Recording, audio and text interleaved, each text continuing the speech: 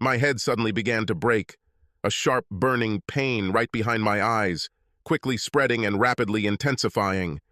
God, it hurt so much. My vision became blurry and my eyes hurt as I sat at my desk, staring at my laptop but unable to focus on it. God, how thirsty I was. My mouth was so dry. Some parts of me were numb, but I couldn't tell which ones. Face? Hand? I wasn't sure. I reached for the beer, but missed and knocked it over. I couldn't comprehend it. It was pointless. And then everything made perfect sense. I felt my brain functions slipping away one by one. I was as sure of this as I was of my own name, Jason Black. Life, being the cruel bitch that it is, often serves us crap sandwiches for lunch, and the perverted crap manages to trick us so much that we always take a bite. Sometimes you get lucky and are content with just a small piece, and sometimes you eat the whole damn thing only to spend years throwing it out of your system. At that moment, I realized that I just ate a whole special sandwich with shit. In an instant, a sharp, intense, burning, white pain arose. I lunged forward, vomited, and fell before everything calmed down and faded to black. There's nothing special about me. I'm slightly above average in looks and intelligence and slightly below average in patience and social skills. I have never been a Navy SEAL or a black belt in any martial art. My short temper and above average but below genius intelligence meant I got into some fist fights as a kid. Too smart to put up with bullshit, but not smart enough to walk away from it. I was never on the honor roll. I never started my own company, won the lottery, worked for the mafia, or opened a secret bank account in the Caymans. I've never stood out, ever. I married a woman who, like me, was nothing special. Katie is attractive, smart, and mostly caring. She is not a walking wet dream, not an outright flirt, and not a slut. She was attractive enough to me in all those ways that I considered important. We met, got married, and had a son. We've had our share of ups and downs, but mostly the scales have balanced. We worked and saved, quarreled and forgave, and raised our son. We have known balance and chaos in equal measure, as only a long-committed couple can. Sometimes we fought for a good reason, and sometimes because one of us was stupid, selfish, or simply stubborn. Sometimes we would argue and find a solution. Often we would quarrel and simply agree to disagree, only to one day quarrel again, and again. I smoke and drink too much, and Katie is a bit self-centered and the epitome of passive-aggressiveness. Katie claims that her passive aggression is a result of my smoking and drinking, and I claim that I drink and smoke because she's so damn passive-aggressive. Round and round, over and over again, but somehow it all worked. Somehow we got along, loved each other, and focused on our son, our relationship, and each other. We were happy. Neither of us played sports regularly, but we were always active and fairly fit. We've always tried to eat healthy, but we've never denied ourselves pizza because we were worried about the saturated fat. Everything in moderation. No one was ever going to write a love story about us. We were in love with each other, but not obsessed with each other. There was never a fire in our bedroom. We did what we liked, as often as we liked to do it. No more and no less. At the beginning of our marriage, we probably had sex 2-3 times a week. But we never did marathons. Once we both reached the finish line, that was the end of it until the next time. Neither of us had much experience before we met, but neither of us were virgins.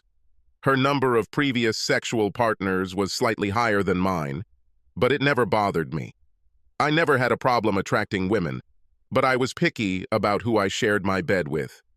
It's strange for a young man, I understand, but that's the way I'm built. I had to be attracted to her to get into bed with her, so the fact that my number wasn't higher was a choice, not a circumstance. Like I said, Katie wasn't a slut, so her slightly higher number just didn't matter. We suited each other well, enjoyed each other, and neither of us felt left out. Katie had a very difficult pregnancy and birth with our son John and was left with a lot of scar tissue. He was born weighing just over 10 pounds, which turned out to be a bit much for Katie with her height of 5'3". After that, sex brought some pain, but we managed. After 25 years of marriage, we still made love, but not more than 2 to 3 times a month. Katie was as much of an initiator of sex as I was, and we rarely turned down each other when approached, so I'm sure we had as much sex as each of us wanted. We have always been affectionate to each other, and this has never waned. We still often held hands in public or hugged while watching a movie. We had a lot in common, and a lot of differences. We shared the same values and goals, enjoyed the same music, and although we both enjoyed reading, we never read the same books. Katie hated TV, rarely had the patience to sit through an entire movie, and we often had trouble finding something we both liked. She loved to cook, and although I hated cooking, I didn't mind cleaning. We both loved the outdoors and hiking, but while Katie loved bird watching, I wanted to fish or hike. We were alike where it mattered, and our differences allowed us to express our individuality. It worked. Becoming parents has changed both of us for the better. When our son was born, I became more patient and worked on developing social skills, and Katie became a little less self-centered and tried to be less passive-aggressive when it came to our son. I joined the Scouts with John, and Katie joined the PTA. We all attended church together and made sure John was always active, happy, and loved. Kathy was a disciplinarian, and I gave measured instructions. We taught John hard work and honesty, compassion and loyalty, hope and faith in himself and God, and we were proud of the results. We weren't perfect, but we seemed to function well together. "Mr. Black, can you hear me? Mr. Black?" I slowly looked around the room in search of the voice, trying to lick my dry lips. Where have I been? What the hell is going on? My unfocused gaze settled on something or someone to my right. "Mr. Black, my name is Dr. Taylor. Do you know where you are?" "Brogumth," I muttered in response. There was a break. "Mr. Black, you suffered a stroke, hemorrhagic stroke. You are at Presbyterian Hospital. You understand?" "Grummant, what's happened?" My mouth wasn't working. I nodded in understanding. "Fine. Don't worry about your speech, Mr. Black. It appears that you are suffering from aphasia as a result of the stroke. The right side of your face is damaged. There is a slight sagging. At this time, we cannot determine whether you have other damage or whether your aphasia is due to brain damage or muscle damage to your face. Once you are a little stronger, we will be able to determine the extent and nature of your impairments and make a more complete diagnosis and prognosis. You seem to be able to understand me, so I hope." The doctor spent a few more minutes talking about the surgery I had undergone to isolate and stop the brain hemorrhage that he believed was the cause of my stroke. I tried to focus my gaze on him. I tried to comprehend what he was telling me. I tried, but I just fell into a deep sleep. A few days later, I woke up to find my son John sitting next to me in the hospital room. I still couldn't focus my eyes enough to see him clearly, but I knew it was John. Father just knows. Noticing that I was looking at him, he took my hand, sniffed, and tried to squeeze out a few words. "Dad, His voice sounded tired, defeated. I simply nodded, squeezed his hand, and looked away. What could be said? The only people I saw were my boss, 2 colleagues, and the hospital staff. 3 days later, John and I were in a Mexican standoff and stared at each other for several minutes. I wasn't happy with him being here, and he was unhappy with a lot of things. "Dad, you are leaving home tomorrow. How the hell are you going to cope alone? Without a doubt, I will be there to help you. You can't drive, you can barely walk. What's your plan?" He was waiting for my decision. "John, I love you. I appreciate you and appreciate your concern, but you just started a new job and shouldn't have to take time off to help me. I'll be okay." Of course, it didn't sound like that at all. I had made progress in developing my speech, but it was still slow, labored, severely slurred, and often barely more than a mumble.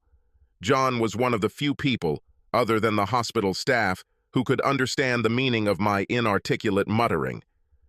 "This is not discussed, Dad, because Mom—" He let the thought die on his tongue. "You can't be alone, at least not for long. Who the hell else is going to help you? My boss was very understanding about this, so stop worrying. I can stay with you, work in the office for a few hours less when I need to accompany you, and earn the rest of the time by working remotely from home. Everything will be great." The prognosis was good. In addition to aphasia, I had partial paralysis of my right arm and leg. With a little physical and speech therapy, blood thinners, and lifestyle changes, I could regain most function in my leg and arm and significantly reduce my facial drooping. Dr. Taylor thinks I will walk with a slight limp and the drooping of my face will be subtle. Luckily for me, the aphasia seemed to be directly related to damage to the muscles of the face and mouth. "Okay, John." "Thank you," I muttered, sniffling. "I love you, Dad." I was returning home, or what was left of it. Damn crap. "I love you too, John." There were no warning signs. I didn't know that I was about to lose my wife, and she didn't give me any clues. We had been married a little over 25 years when this happened. Kathy was working as the director of a nonprofit organization, and I was the director of sales in North America for a division of a large international software company. I know. What's a guy with poor social skills doing in sales? The truth is that the worst salespeople are the guys with the gift of gab. They just don't know how to listen. If you want to sell a complex software solution to a Fortune 500 company, you need to be a good listener.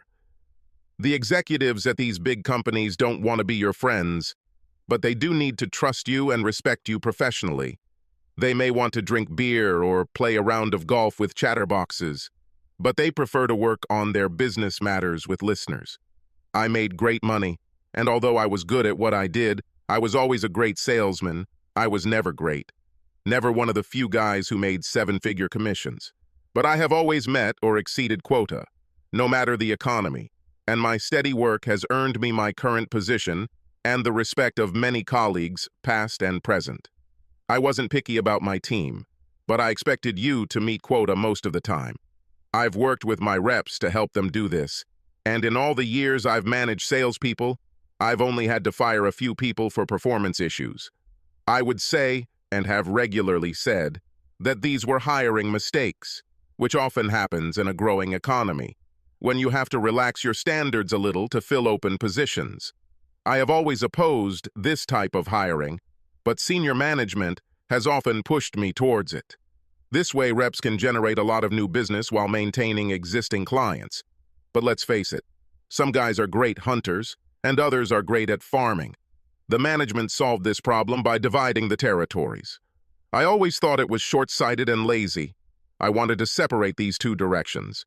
Let the hunters hunt and the farmers do farming. For years I was told this was unfeasible, unprofitable, and unwise. But that all changed when we moved to a SaaS, software as a service, delivery model. Our licensing moved to subscription, and suddenly farming became hugely important.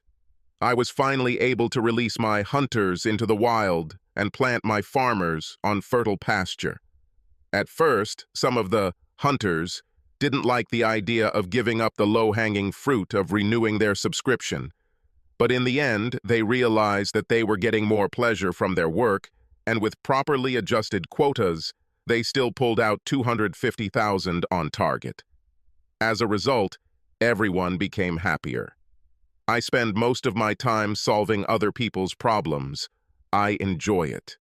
I loved solving problems for my representatives, our clients, and my company.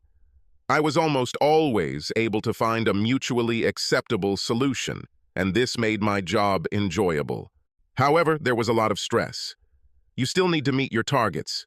In sales, you can't rest on your laurels. You're only good in the last quarter, which means you're constantly on the move. I've traveled a lot. Every week I was on the road somewhere, sometimes for a night, sometimes for a whole week. It is exhausting and takes a toll on personal relationships, physical and mental health. Hobbies helped me cope with stress, and Katie was very supportive of my career, which also helped reduce the stress I might feel worrying about the state of my home life. I tried damn hard to be available to her and John every weekend, and I mostly succeeded. I was holding sales meetings in the middle of the week, which was a little unusual, but I wanted the start of the week to be free so that we could react to everything that happened over the weekend, and so that my reps had at least a little time to act on, in accordance with any suggestions or corporate directives that we reviewed during the sales meeting. It worked. Sitting in my office going through my mail on a Wednesday afternoon, Right after my weekly sales meeting, I picked up a plain white envelope with a Dallas postmark and no return address. It was as unremarkable as anything else, but opening that envelope changed my life, sending it down a new, dangerous path from which I would never fully recover. Oh, Katie. Peter Sellers was a happy little guy, despite his profession. Quite average in appearance and size, which I suppose was an advantage professionally. Our first meeting was short and did not inspire much confidence. He asked a lot of questions that you would expect, but he also asked a lot of questions that seemed damn inappropriate to me. Some of his comments were downright weird, and he was annoyingly cheerful throughout. However, it came highly recommended, and to be honest, I didn't know a damn thing about this type of work. I answered his questions, asked a few questions back, gave him some information he wanted, filled out a few forms, paid him, and that was the end of it. Give me 2 weeks, Mr. Black. Let's agree to meet in 2 weeks or earlier if we manage to complete everything before then. Try to get some sleep. You look dead tired and ready to collapse. I agreed, muttered something about being tired and someone falling over dead and walked away. During our second meeting, a little less than 2 weeks later, Peter Sellers did not strike me as such a happy and strange fellow. God, what a week it's been. We were so busy at the office that I hardly had time to think. I finished my latest project today and was looking forward to a hot bath, good food, and a quiet evening with my husband Jason. We've both been working a little more than usual lately. Our schedules have been messed up, and we probably haven't really communicated in about 2 weeks. I usually don't have to put in as much time as I have lately and can work around Jason's monster schedule, but this project had a tight deadline and Jason seemed even busier than ever. He told me about delivering something that meant reorganizing something that seemed important. Oh, and a new business model, I don't know what, requiring a new measure of success or something like that. Basically, my eyes glazed over a little when Jason talked about his work. I don't understand technology. To me, it's also similar to Charlie Brown's parents. Wah, wah, wah, wah, wah. But, damn it, it made him happy, and I loved him. So I tried to listen and understand. I love my husband. I like to support him and be supported by him. I like our life together and our plans for the future. Jason provided us with an excellent standard of living that would allow us to look forward to an early retirement. We hoped that in the next few years we would be able to enjoy life. Once our son John became independent and our house was paid off, we saved a ton of money. We often just sat with a glass of wine or whiskey for Jason and planned our immediate future. It was all so exciting and accessible that I couldn't help but root for Jason as he worked to make it happen. God, I loved my man. I wanted him to quit smoking and drink less. Combined with the stress he was constantly under, I was worried about his health and our future. He always joked that he would quit smoking when I learned to face the problem head-on. I had a habit of avoiding conflict and dealt with my anger by being passive with Jason. I used sarcasm, for example. I said, just kidding, after telling him off, or expressing my anger covertly by not sharing with him, withholding sex, staying silent, or enjoying his mistakes if I was right about something. I told you. Jason hates this. He solves problems and gets down to business immediately when it arises. He never puts off for later what needs to be resolved and does not shy away from conflicts. On the contrary, he welcomes them as a means of resolution. He says what's on his mind and expects the same from me. Of course, he doesn't understand this, but this is already a woman's prerogative. I knew Jason would be home that evening. I wasn't sure exactly when, since he often worked late, but he didn't mention any trips, so I was sure we could enjoy a nice evening together. On the way home, I stopped to pick up some groceries for dinner and hummed to myself as I drove the last couple of miles. As I pulled up to the house, I was surprised to see Jason's car in the driveway. I tried to remember the last time he was ahead of me, but I couldn't. Well, more time to relax together and reconnect. I parked next to Jason, gathered my groceries, and headed to the front door. Walking into the foyer, I called out to Jason, but was met with silence.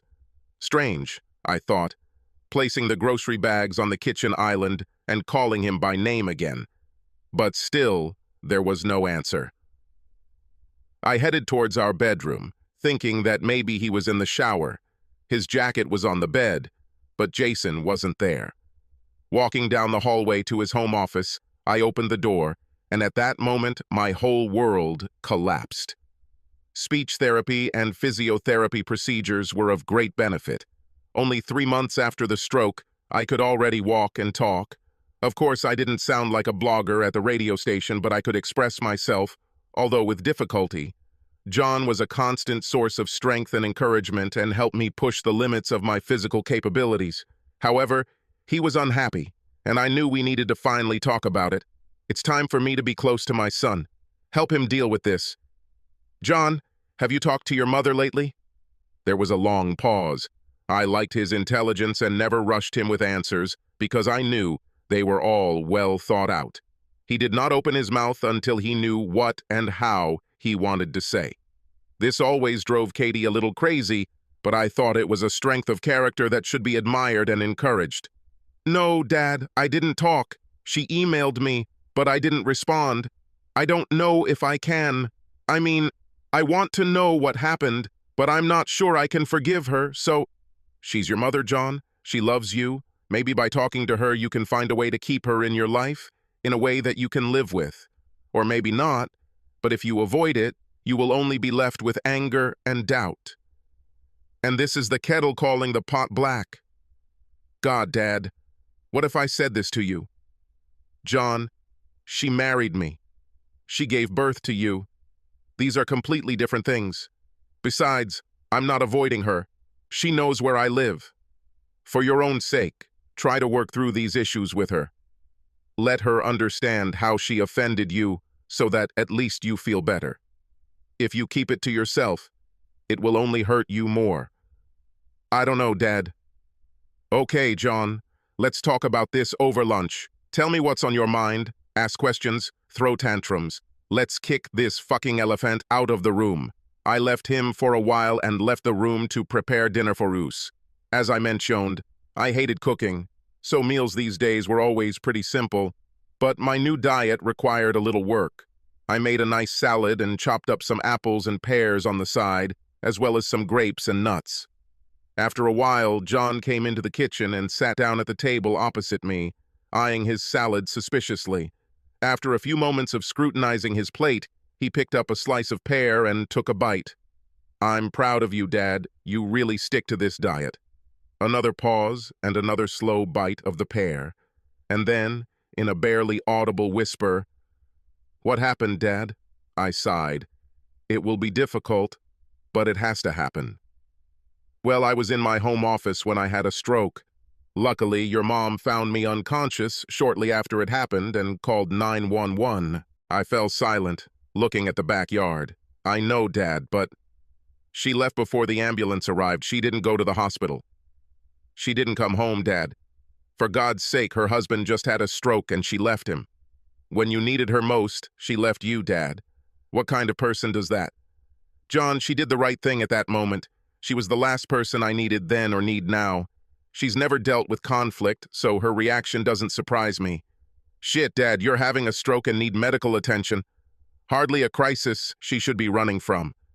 A conflict, John, not a crisis. Your mother could not cope with the impending conflict. When she found me at the table, lying unconscious in my own vomit, she realized that the biggest conflict of our lives had just clipped me at the knees and headed towards her. She couldn't come to terms with this fact. She couldn't come to terms with what she had done. It almost killed me, and she couldn't come to terms with it. You couldn't come to terms with what, Dad? What did she do that could be worse than leaving you like that? Looking into his serious, pleading face, I took a deep breath, and then I told him. I opened the door to Jason's home office and stared blankly at the sight before me. Oh my God. Jason slumped over the table and lay unconscious in a puddle of vomit. I rushed to his side and noticed that, fortunately, he was still breathing, although his breathing seemed a little labored. Now I was crying uncontrollably, screaming for him to wake up. Jason! I shook him, but he refused to wake up. I repositioned his head so that he wasn't lying in his own mess, all the while sobbing and screaming and starting to hyperventilate. Jason! I continued to shake him. I knew that stress, his smoking and drinking, would be his undoing. I was so angry at him. "Damn you, Jason! Wake up!" I hit him on the shoulder, screaming and crying. I hugged him. "Jason, please." I then looked up at his laptop and froze. No, this can't be true. Jason. My name is Jason. My rock, the man I love, collapsed after watching a video of me, like an animal, mating in a cheap motel room with my colleague Chris Peters. I did this to him. My head was spinning. There was a loud buzzing in my ears. I stood there frozen, watching and listening to my betrayal. My selfish, stupid betrayal. A betrayal that seems to have nearly killed my husband. I don't know exactly how long I stood there, but I know that what I'm most ashamed of is what I did next. Instead of dialing 911 and calling for help from my husband, who was quite possibly dying, I removed the DVD from his laptop and searched his office for further evidence. I found Mr. Sellers' investigator's report, and taking both the report and the DVD from the room, hurried down the corridor. I ran into our bedroom and hastily packed my suitcase, throwing in the DVD and the private investigator's report. After carrying the suitcase downstairs and putting it in the trunk of my car, I went to the kitchen, took out the bags of groceries, and put them in the car. I can't explain why. Returning to the house, I poured myself a drink to calm my nerves.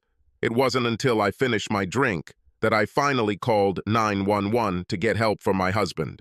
Who does this? I gave my name and address, answered a few questions about his condition, then disconnected the call, rushed to the car, leaving the front door open, and drove away. I couldn't come to terms with it. When I first returned home from the hospital after my stroke, it became clear that Katie had been in the house and taken her things.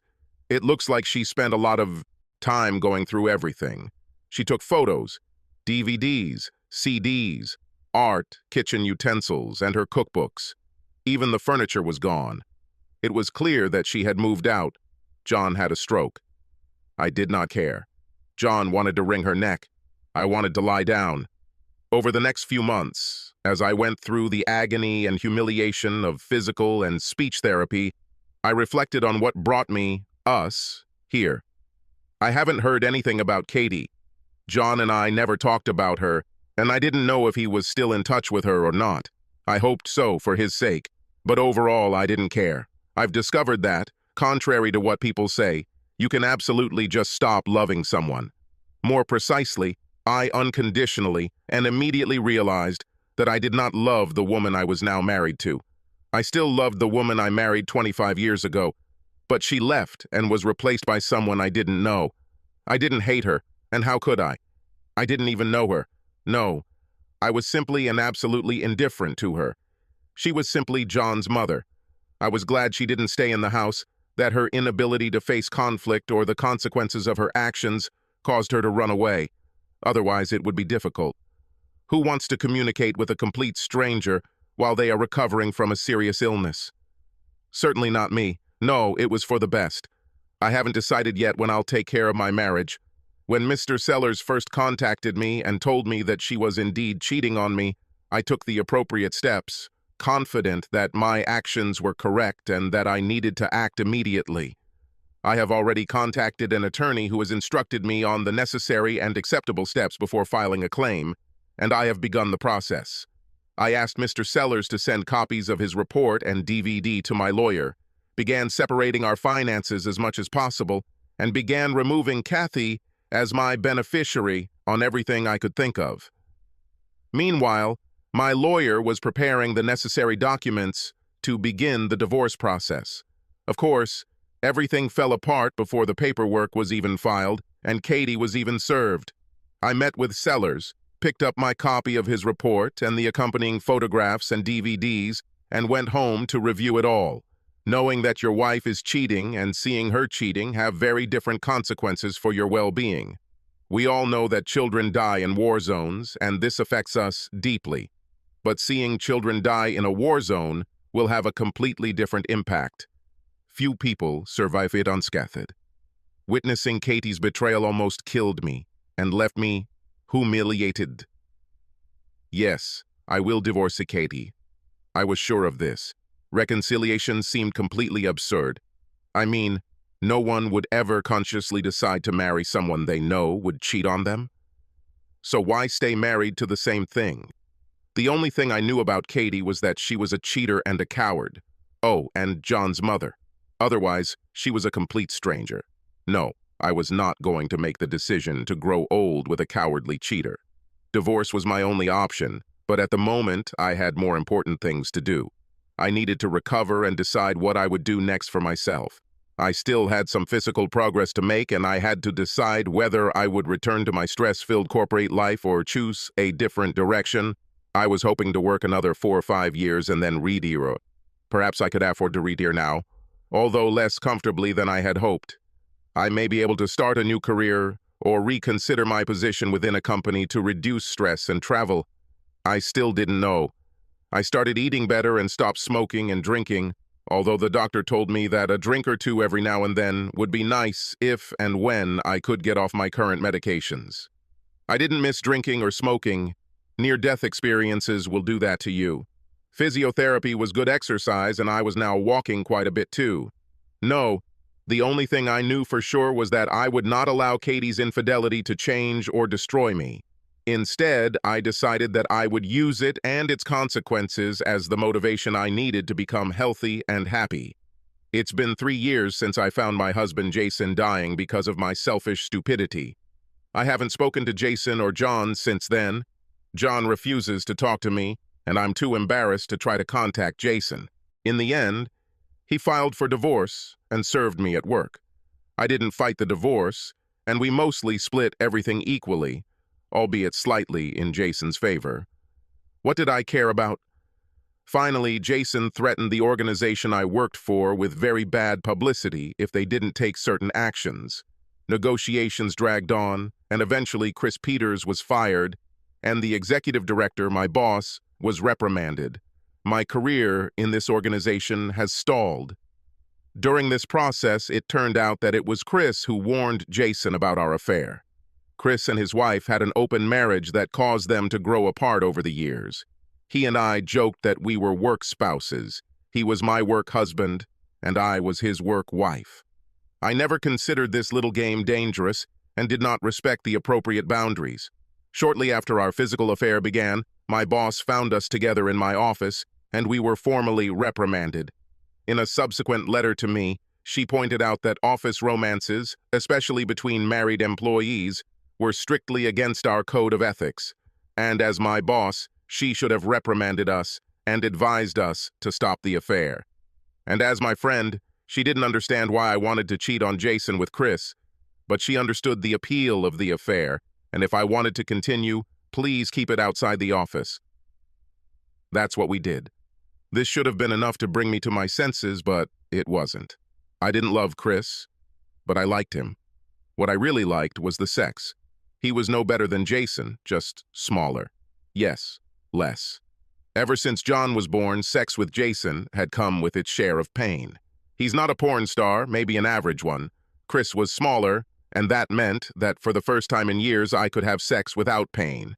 And that was the end for me. Chris began to fall in love with me and often talked about leaving our spouses and being together. I immediately closed this topic. I would never leave Jason. I loved him. I told Chris that although I really liked him, I didn't love him. At the same time, I tried very hard not to mention that I actually liked his small size, but he put pressure on me until I finally admitted. He wasn't happy, not happy at all, and so he hoped that exposing me to Jason would lead to my divorce and hurt me a little for insulting his manhood. He mailed Jason copies of our reprimand and the letter my boss sent me. This led Jason to hire a private investigator, and here we are. Of course, after I found Jason dying and ran away, I couldn't bring myself to continue my affair with Chris. And when I found out that he revealed our affair to Jason, I gave him a big slap in the face and haven't spoken to him since. I have tried to improve my relationship with my son, John, but he refuses to have anything to do with me. He got married about 4 months ago, and I was devastated to only find out after the fact. Not only did he not invite me, but he didn't even tell me about it. I know that running away from Jason hurt John greatly. I think if it was just a matter of infidelity, he and I would still be communicating. It would be tense, and, of course, not as close as before, but nevertheless we would communicate. Escaping from Jason meant that John would not forgive me. I knew he would never get over it, and that is my biggest regret. Of course, I regret cheating on Jason, and I actually dodged a bullet when he lived. I still can't believe I waited all this time to call 911. I still have sleepless nights thinking about it. No, my failure to admit what I did and what it did to Jason ended my relationship with my son. Jason probably expected no less. He knew me well, as good as I am. I knew that my infidelity would end our marriage. I knew Jason couldn't stand it. Oh, he's not an ass. If this had been a drunken one-night stand, he'd probably have been okay with it. This would seriously undermine his faith and trust in me, but it would not destroy our marriage. But a 14-month affair? No. After this, there was no coming back. Jason knew it. I knew it. It was all over between us, and not only did I ruin our marriage, these same actions nearly killed the man I loved.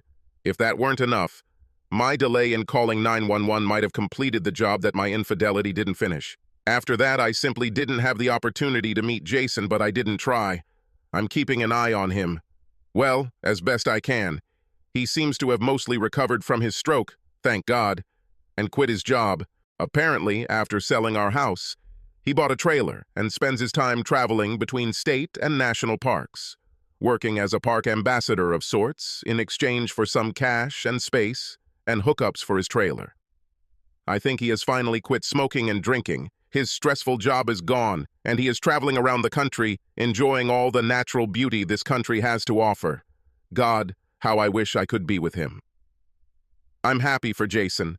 I miss him and my son John terribly.